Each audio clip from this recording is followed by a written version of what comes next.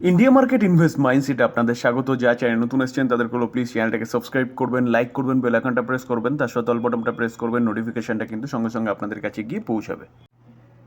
এই ভিডিওতে আমরা কিছু ডিফেন্স সেক্টরের কোম্পানি নিয়ে আলোচনা করতে চলেছি, যেখানে সেই কোম্পানিগুলোর সম্বন্ধে কিন্তু ভালো নিউজ পাওয়া যাচ্ছে। তো এই জায়গা থেকে কোম্পানিগুলো কিন্তু ভালো আপসাইড মুভমেন্ট দেখাতে পারে। কেন? কারণ কোম্পানিগুলো কিন্তু আন্ডার ভ্যালু রয়েছে। তো চলুন দেখে নিই কোন কোম্পানি, নিউজ কী পাওয়া যাচ্ছে এবং সেই কোম্পানিগুলোকে এখন বাই করা যায়। ডিটেলস আলোচনা করব।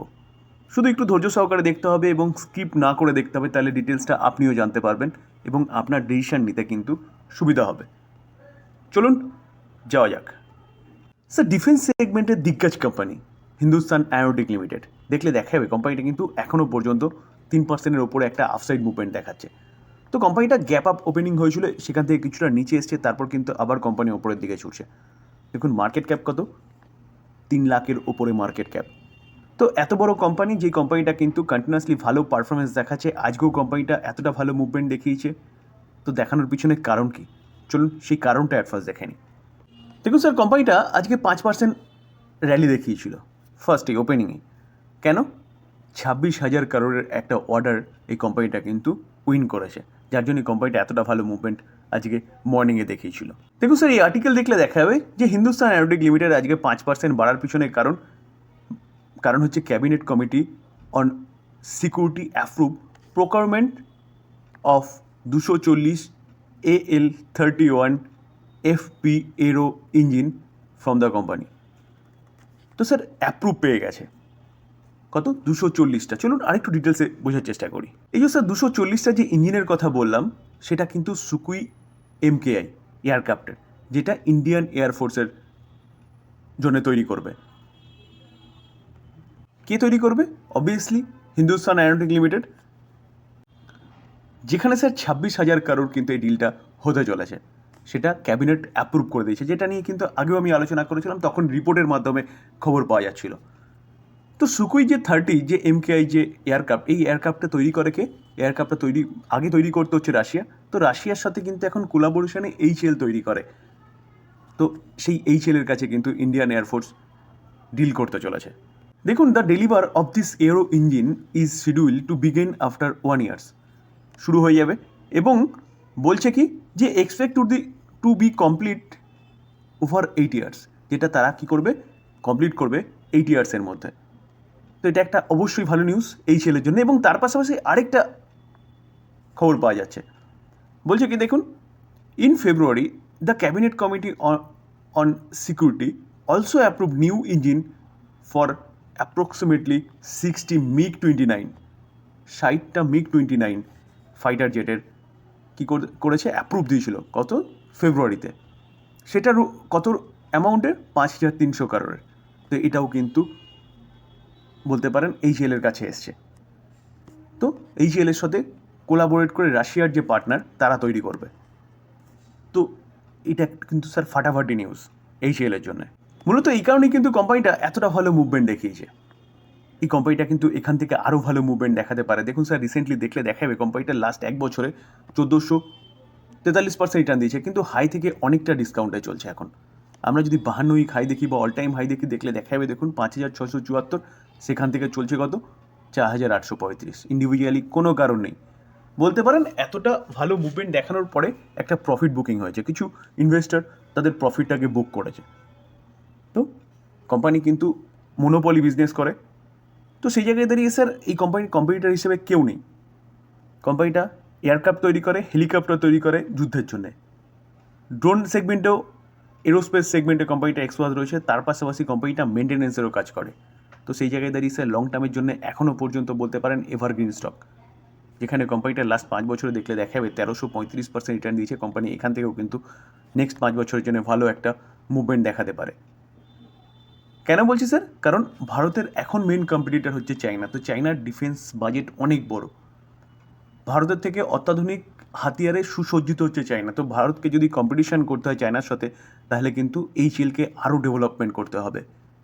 HALকে ডেভেলপমেন্ট করলে কিন্তু HAL আরও ভালো ভালো এয়ারক্রাফট ইন্ডিয়ান এয়ারফোর্সকে দিতে পারবে, যেখানে আমরা এখনও কিন্তু দেখিনি যে HAL ডবল ইঞ্জিনের এয়ারক্রাফট তৈরি করছে। আমরা এখনও দেখিনি HAL 5th জেনারেশনের এয়ারক্রাফট তৈরি করছে।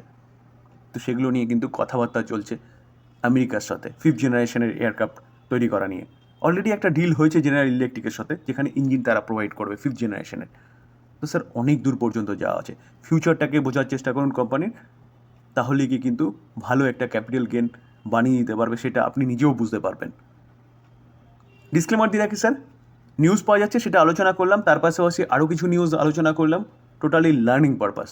কোনো বাই সেল রেকমেন্ডেশন নেই। এই ভিডিওটা দেখে অন্ধের মতন বাই করতে যাবেন না। বাই করার আগে নিজে অ্যানালাইসিস করবেন, তারপরে গিয়ে বাই করবেন। Sir Garden reach ship Builders Engineering Limited দেখলে দেখাবে কোম্পানিটা আজকের দিনে এখনও পর্যন্ত 5%-এর ওপরে একটা আফসাইড মুভমেন্ট দেখাচ্ছে। কোম্পানিটা কিন্তু 7%-এর ওপরে চলে গেছিলো। তো সেখান থেকে একটা প্রফিট বুকিং বলতে পারেন একটা দেখা গেছে। তো সেই জায়গায় দাঁড়িয়ে স্যার কোম্পানিটা কেন দৌড়চ্ছে? আমরা মাঝগাঁও ডক শিপ বিল্ডার্স লিমিটেড এই কোম্পানিটাকে দেখলে দেখাবে, দেখুন কোম্পানিটা 7%-এর ওপরে একটা আফসাইড মুভমেন্ট দেখাচ্ছে এখনও পর্যন্ত। কিন্তু স্যার যদি আমরা লাস্ট 1 মাসের চার্ট দেখলে দেখাবে কোম্পানিটা এখনও পর্যন্ত 6% মতন কিন্তু ডাউন সাইড মুভমেন্টে রয়েছে। যেখানে লাস্ট 6 মাস দেখলে দেখাবে কোম্পানিটা এখনও পর্যন্ত তার হাই থেকে বলতে পারেন যে 22-23% কিন্তু একটা ডাউন সাইডে রয়েছে, যেখানে আমি অনলি ফর 20% মতন ধরতে পেরেছি। তো স্যার 20%-22% কিন্তু এখনও ডাউন সাইড মুভমেন্টে রয়েছে। কোম্পানিটার হাই যদি দেখলে দেখাবে দেখুন 5,860। তার পাশাপাশি আমরা যদি কোচিন শিপইয়ার্ডকে দেখলে দেখা যাবে দেখুন কোম্পানিটা এখনও পর্যন্ত 3%-এর ওপরে একটা আফসাইড মুভমেন্ট দেখিয়েছে। কোম্পানিটা 5%-এর কাছাকাছি কিন্তু মুভমেন্ট দেখিয়েছিল, যেখানে এই কোম্পানিটাকেও দেখলে দেখা যাবে দেখুন কোম্পানিটা 2979 হাই মেরেছিল, সেখান থেকে এখন চলছে কত 1910-এ, অনেকটা ডিসকাউন্টে চলছে।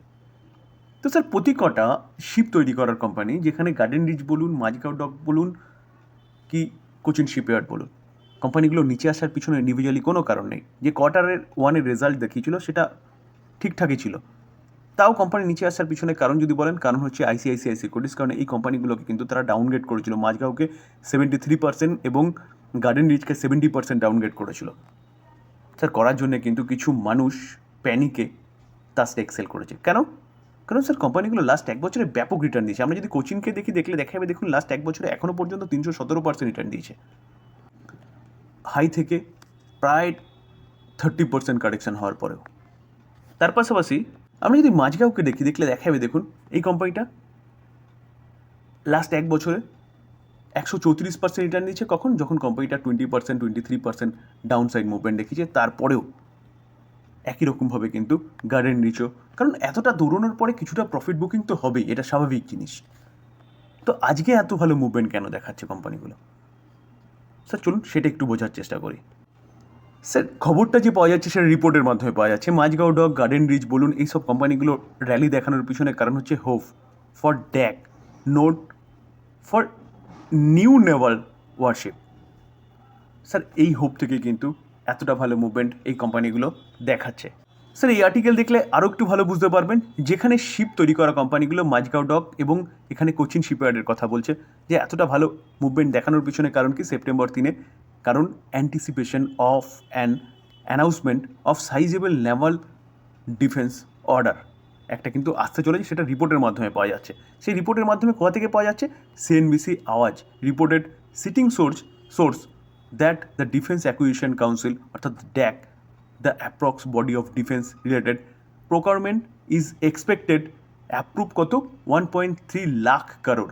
এটা কিন্তু রিপোর্টের মাধ্যমে পাওয়া যাচ্ছে, আমি বারবার বলছি, যার জন্যই সেই হোপ থেকে আজকে এই কোম্পানিগুলো কিন্তু ভালো একটা মুভমেন্ট দেখাচ্ছে, যেখানে ইনক্লুডিং ওয়ার্ড 7 নেভাল ওয়ারশিপও রয়েছে।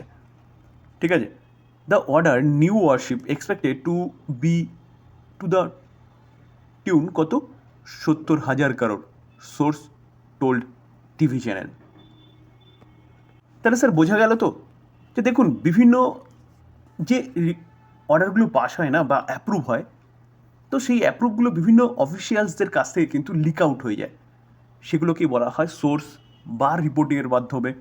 তো সেটা কিন্তু শোনা যাচ্ছে। তো ম্যাক্সিমাম ক্ষেত্রে দেখা যায়, কোনো ক্ষেত্রে দেখা যায় সেটা সঠিক হয়, এবার কোনো ক্ষেত্রে দেখা যায় সেটা সঠিক হয় না সেই সময়ের জন্যে, বা পরবর্তীকালে সেটা কিন্তু খবর পাওয়া যায়, নিউজ পাওয়া যায়। তো এখানে এই নিউজের থেকে যেখানে 1.3 লাখ কারোর এক্সপেক্ট করা হচ্ছে অ্যাপ্রুভ হতে পারে, এবং রিসেন্টলি কোম্পানিগুলো অর্ডার পেতে পারে কত 70,000 কারোরের। তো মূলত স্যার এই কারণে কিন্তু শিপ তৈরি করা কোম্পানিগুলো এতটা ভালো মুভমেন্ট দেখাচ্ছে। এবং তার পাশাপাশি আমরা দেখেছিলাম যে Garden reach ship builders Limited কোম্পানিটা মৌ স্বাক্ষর করেছে কার সাথে? NHIDCL এর সাথে।